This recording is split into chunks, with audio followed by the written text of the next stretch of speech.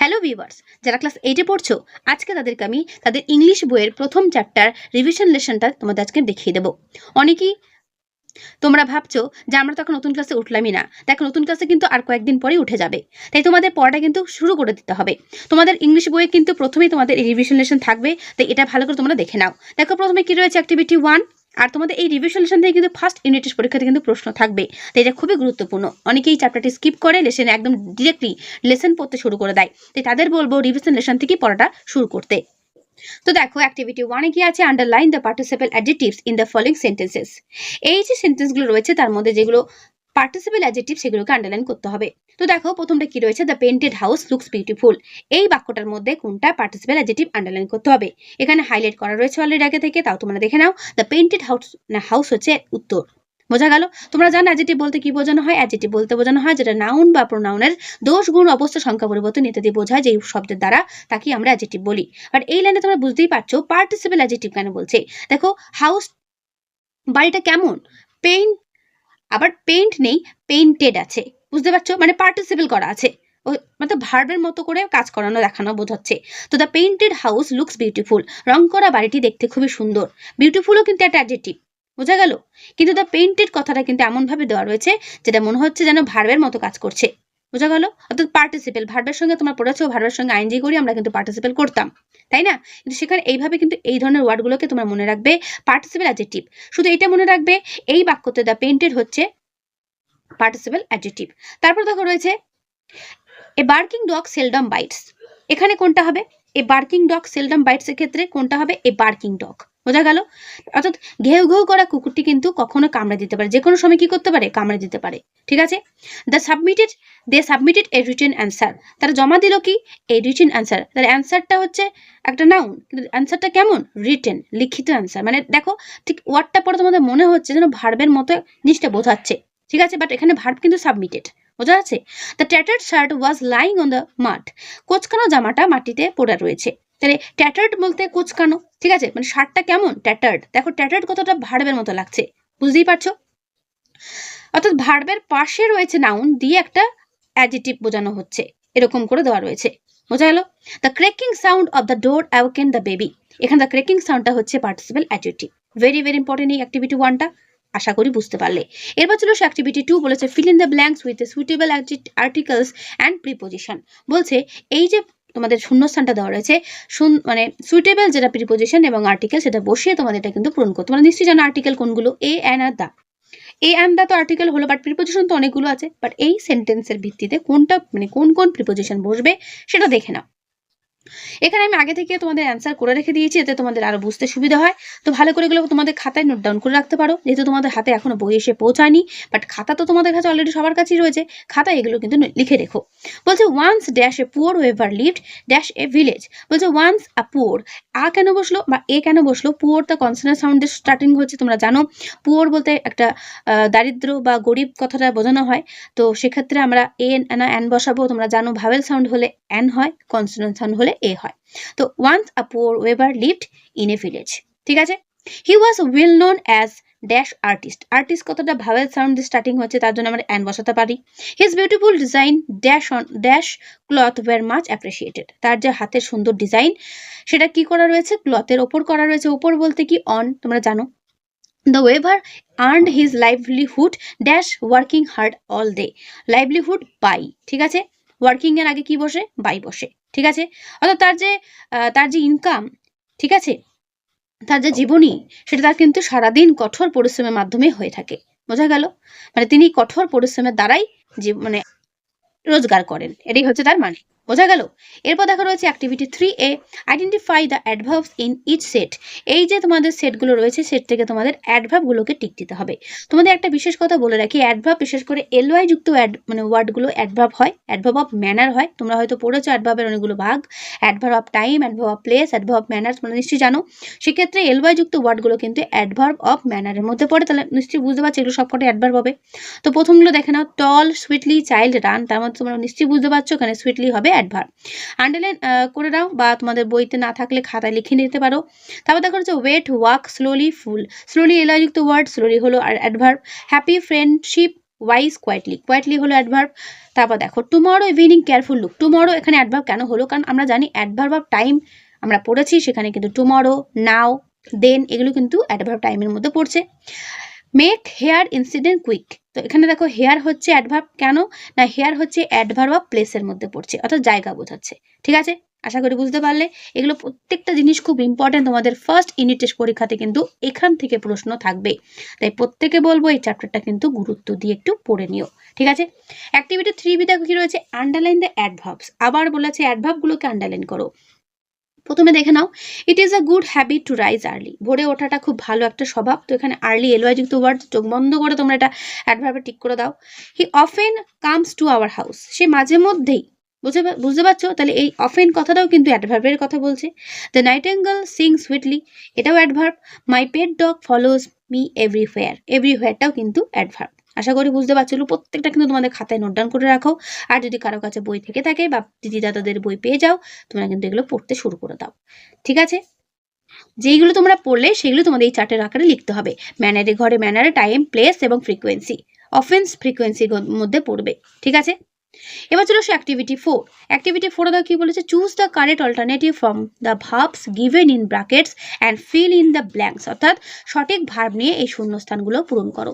তোমরা নিশ্চয়ই টেন্স পড়েছো, টেন্স তোমাদের নিশ্চয়ই জানো, past tense, present tense, future tense এবং পাস্ট টেন্স প্রেজেন্ট টেন্সও 4টে করে ভাগ রয়েছে, indefinite, continuous, perfect, perfect continuous. 7 হয়তো কিছুটা তোমাদের ধারণা হয়েছে।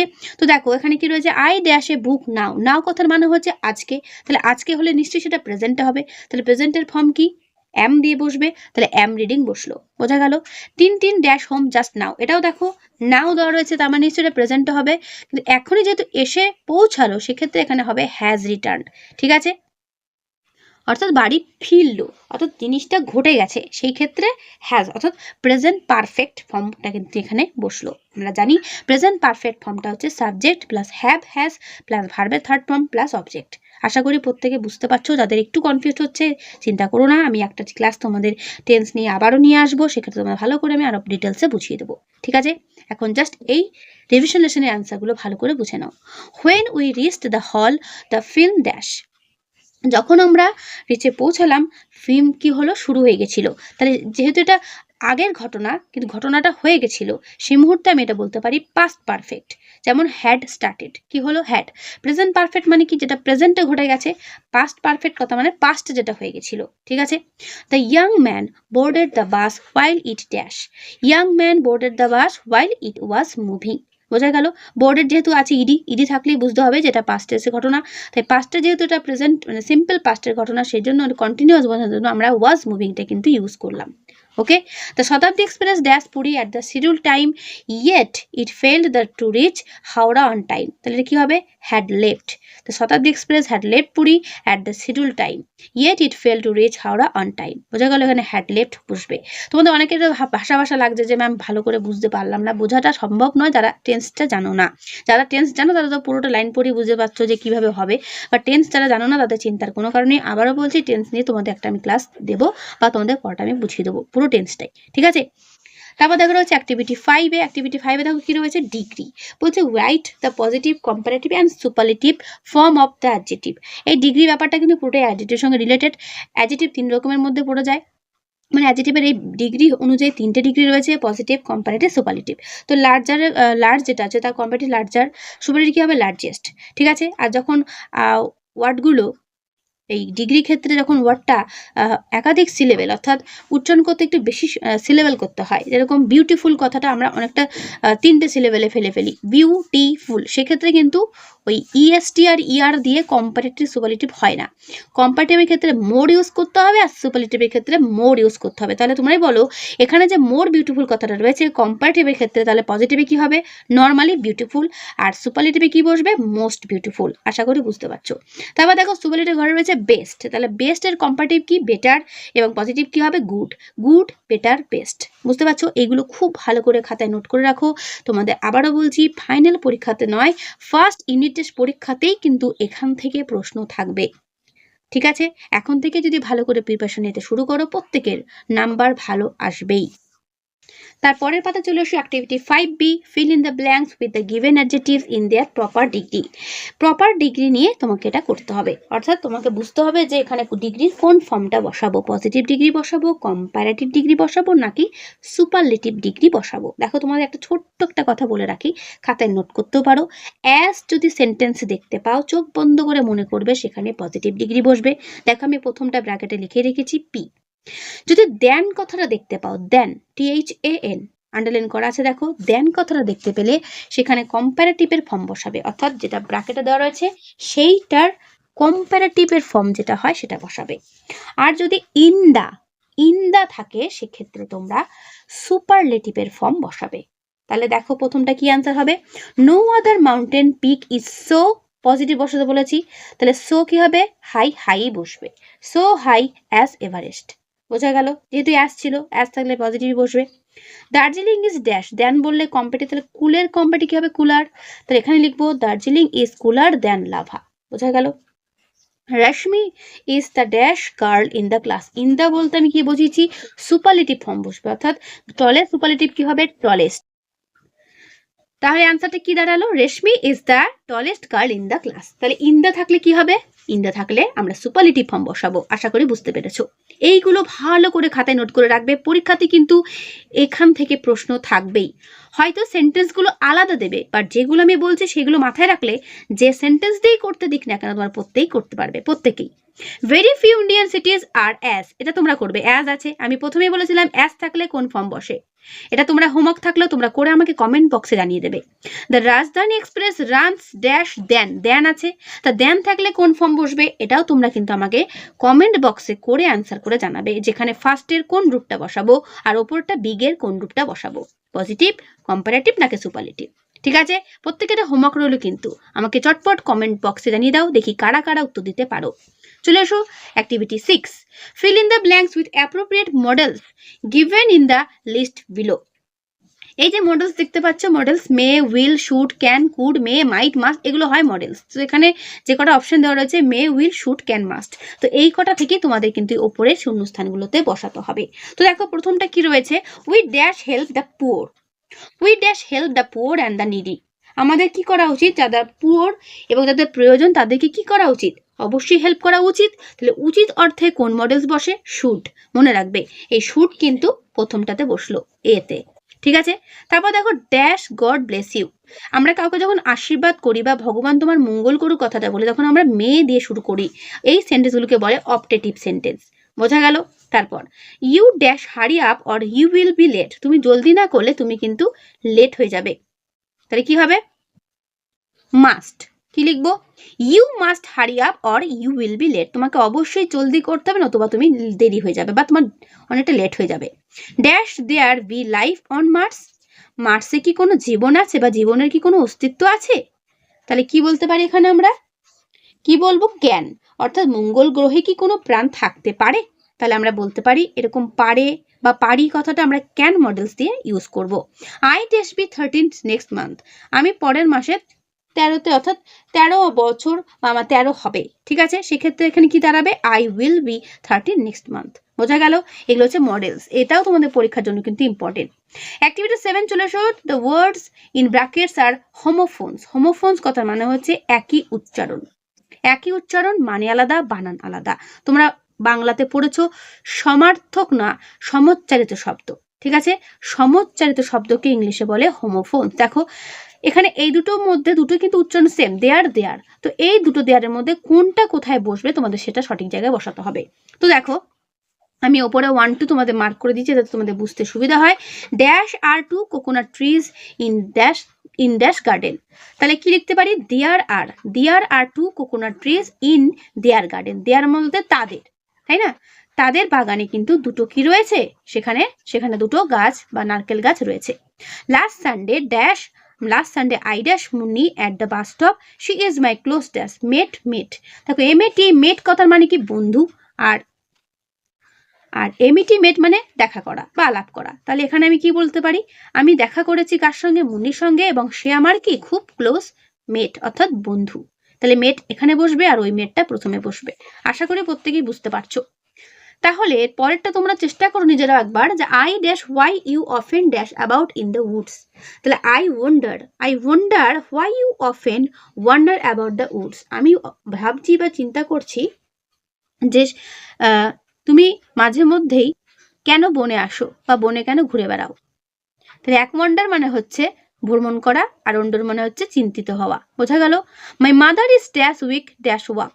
আমার মা খুবই দুর্বল টু হাঁটার জন্য। তাহলে টু হবে প্রথমে, টি ডবল ও, তারপর হবে টু। বোঝা গেল? টু বলতে খুবই, আর টু মানে তে। তাহলে এখানে হবে my mother is too weak to walk. বোঝা গেল? The little dash has dash this bucket. The little maid বলতে মেয়ে। দ্য লিটিল মেয়ে, ছোট্ট মেয়েটি কি করেছে? মেড দিস বাকেট, এই ফুলের তোড়াটি কি করেছে? তৈরি করেছে। বোঝা গেল? এরপর চলে তার পরের পাতায় অ্যাক্টিভিটি 8 কি রয়েছে? Solve the crossed puzzle with the help of the given clues. দেখো অ্যাক্রস আর রয়েছে ডাউন। অ্যাক্রস বলতে পাশাপাশি 1 আর 2, আর ডাউন বলতে উপর নিচে। তো দেখো প্রথমটা কি রয়েছে? Hobby of collecting postage stamp. Hobby of collecting posting stamp যারা করে তাদের হবিটাকে কি বলা হয়? বলে ফিলালেটলি। বোঝা গেল? লিখে নাও। এই যে পাশাপাশি যেহেতু অ্যাক্রসে রয়েছে তাই ফিলালেটলি আমার এখানে বসাতে হবে। তারপর দেখো রয়েছে study of stars and planet. Stars এবং প্ল্যানেট নিয়ে পড়াশোনা করাকে কি বলে? দেখো 2 নম্বরে কি রয়েছে? অ্যাস্ট্রোনমি। ঠিক আছে, অ্যাস্ট্রোনমি বিদ্যা বলা হয় যারা স্টার ও প্ল্যানেট নিয়ে পড়াশোনা করে। ডাউনে কি রয়েছে? House where books are kept and read. যে ঘরে বই এবং সমস্ত কিছু রাখা হয়, পড়া হয়, তাকে কি বলে? লাইব্রেরি। তাহলে ডাউন বলতে ওপর নিচ, দেখো লেখা রয়েছে লাইব্রেরি। দেখো মিশে যাবে, এমনভাবে ছকটা পূরণ করবে সমস্ত ওয়ার্ডের সঙ্গে অ্যাডজাস্ট হয়ে যাবে। A person who makes pots, তোমরা জানো যে ব্যক্তি মাটির তৈরি বা বাসন তৈরি তাকে কি বলা হয়? পটার। দেখো 4 নম্বরে ডাউনে রয়েছে উপর নিচ POTTER। বুঝতে পেরেছো? শব্দ ছকটা পূরণ হয়ে গেল। 9-এ দেখো কি রয়েছে? Match the words in column A with their synonym. Synonym কথার মানে হচ্ছে সমার্থক শব্দ, অর্থাৎ একই মিনিং। দেখো castle fort, rustic rural, savage wild, blossom flower, weary tired. বুঝতে পারছো? ক্যাসেল মানে দুর্গ, ফোর্ট মানে দুর্গ, রাস্টিক মানে গ্রাম্য, রুরাল মানে গ্রাম্য, স্যাভেজ মানে বন্য, ওয়েল্ড মানে বন্য, ব্লজম মানে কুড়ি, ফ্লাওয়ার মানে কুড়ি বা ফুল, ওয়েরি মানে ক্লান্তবোধ, টায়ার্ড মানেও ক্লান্তবোধ। তাহলে এগুলো হচ্ছে সিনোনিম, ভালো করে রাখবে। তারপরে পাতা দেখো রয়েছে 9বিতে make sentences with the words given in the column A of activity 9-এ। 9-এ থেকে তোমাদের সেন্টেন্স তৈরি করতে বলেছে, ওইগুলো দিয়ে, ওই ওয়ার্ডগুলো দিয়ে তো বাক্য তৈরি করো। ঠিক আছে, ওটা অতটা ইম্পর্টেন্ট নয়, যদি পারো বাক্য তৈরি করে ফেলো। 9সিটা দেখো প্রেফিক্স এবং সাফিক্স ব্যবহার করে এদের অপোজিট ওয়ার্ড লিখতে হবে। বুঝতে পারছো? তাহলে প্রথমটা দেখো কি রয়েছে? সিকিউর। সিকিউরটা কি হবে? ইনসিকিউর। সিকিউরের মানে নিরাপদ, তার নিরাপদ উল্টে কি হবে? নিরাপদ নয়, নিরাপত্তাহীন, তাহলে ইনসিকিউর। তাহলে এখানে ইন কথাটা আমি কোথায় বসালাম? সামনে ওয়ার্ড বসিয়ে যেটা হয় সেটাকে বলা হয় প্রিফিক্স, অর্থাৎ আগে। প্রি মানে আগে, সাফিক্স বলতে যেটা পরে বসানো হয়, যেমন পেশেন্ট। পেশেন্ট কি হবে? ইমপেশেন্ট, ইম। তাহলে এটা হলো সাফিক্স।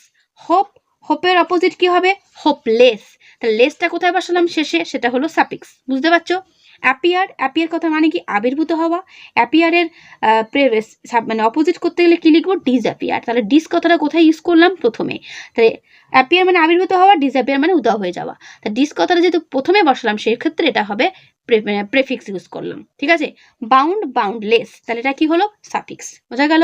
বাউন্ড কথা মানে কি? বাধা, আর বাউন্ডলেস মানে হচ্ছে মানে বাঁধনহীন বা বন্ধনহীন। ঠিক আছে? বুঝতে পেরেছো? এরপর চলো অ্যাক্টিভিটি 10 কি রয়েছে? Write a paragraph in about 70 words on the famous Bengali writer Bibhutibhushan Bandyopadhyay. Bibhutibhushan Bandyopadhyay সম্পর্কে তোমাদের এই হিন্টস নিয়ে তোমাদের কিন্তু তার সম্পর্কে প্যারাগ্রাফ লিখতে হবে, অর্থাৎ তিনি কিরকম, মানে কখন জন্মেছিলেন, তিনি কি কি কাজ করেছেন, কি কি লেখা তিনি লিখেছেন, তিনি এতটা ফেমাস কেন, পুরো ব্যাপারটা এখানে হিন্টসের মাধ্যমে দেওয়া রয়েছে। তার বিখ্যাত লেখাগুলো কি কি, ঠিক আছে, তিনি কতদূর পড়াশোনা করেছেন, তার নোবেলগুলো কি কি, ওকে, এবং তিনি কবে মারা গেছেন। তো এই ব্যাপারগুলো নিয়ে তোমাদের একটা প্যারাগ্রাফ অত ছোট রচনা লিখতে পারো। তো এটা তোমাদের বাড়িতে কাজ থাকলেও তোমরা নিজের বাড়িতে এটা প্র্যাকটিস করবে। তো আশা করি প্রত্যেকেই বুঝতে পারলে। তো এই হলো তোমাদের রিভিশন লেসন ফুল, যা ছিল আমি পুরোটি তোমাদের একটা ক্লাসের মাধ্যমে বুঝিয়ে দিলাম, দেখিয়ে দিলাম। যদি তোমাদের কোনো রকম কোনো প্রশ্ন থাকে অবশ্যই আমার কমেন্টে জানিও, আমি তোমাদের পাশে রয়েছি, হেল্প করব। ঠিক আছে? আজকে তোমাদের একটা জিনিস মাথায় থাকলো, সেটা টেন্স নিয়ে আবারও বলছি, একটা ক্লাস তোমাদের আমি পড়িয়ে দেবো, সেখানে আশা করি প্রত্যেকটা ব্যাপার ক্লিয়ার হয়ে যাবে। ওকে, তাহলে আজকের এই ভিডিওটা আমি এখানেই শেষ করছি। ভালো লাগলে বন্ধুদের কাছে অবশ্যই শেয়ার করে দিও, আর আজকে এখানেই দেখা হবে নেক্সট ভিডিওতে।